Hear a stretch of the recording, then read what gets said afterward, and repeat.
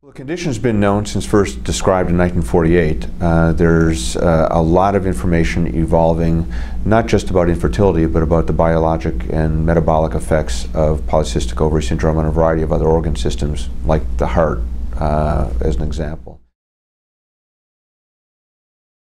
Most women with PCOS, almost by definition, don't ovulate, and that's the most common reason people have a hard time conceiving. The manifestation symptomatically is that these women don't have regular menstrual periods, sometimes may not have periods except for every 3 or 4 months. They have eggs in their ovaries, they have the ability to ovulate. The best metaphor I can think of is they've got all the instruments they need, but their conductor isn't working. In contemporary American society, frankly, the most common cause is overweight. Women who are overweight have a higher rate of polycystic ovary syndrome because it turns out that fat cells are biologically and biochemically quite active. They both produce as well as metabolize certain steroid hormones, and when there's a large volume of fat, women don't ovulate as well. There are other reasons as well, but the one that's in our society now most critical and frankly the most reversible, if we had the mind to do so, would be obesity. What has evolved over a long period of time is use of medications. Typically an oral medication, the most common one that's been used for over 50 years is called clomiphene. Clomiphene works by modifying the conductor of the system that causes ovulation. It's an oral medication. It's usually taken for 5 or perhaps up to 8 and rarely 10 days in a cycle. And clomiphene is usually pretty effective at helping people to ovulate. The data are very clear that the heavier you are, the less effective this medication is.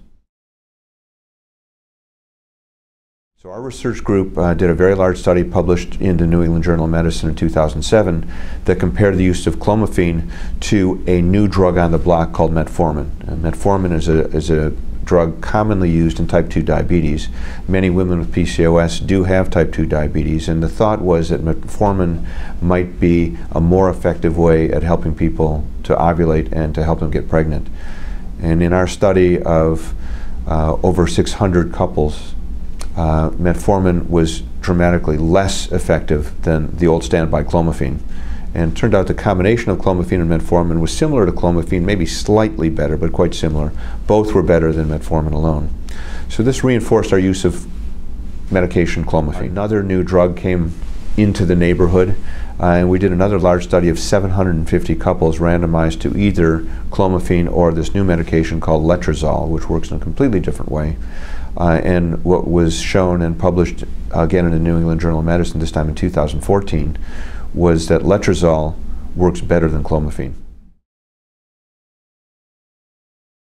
Our typical approach medically is the use of Letrozole, a medication used for typically 5 days in a month to help women to ovulate. Major side effect is twins. The rate of twins with Letrozole is about 3%, rate with clomiphene about 6%. These are not the medications associated with litters. These medications will not directly treat the underlying problem that's caused the PCOS. Typically, they will be helpful in inducing ovulation. And the truth is, if you can induce ovulation, you will reverse some of the metabolic effects in the short term. But to make a long-term impact, you really have to address the problem over the long term. We now have a paper that's been accepted for publication that looks at the value of diet, exercise, lifestyle modification, and what we showed is that if a woman is heavy and has PCOS, wants to get pregnant, if she were to adopt a more healthy lifestyle for even 4 months, even with very, very minimal weight gain, the clomiphene works better.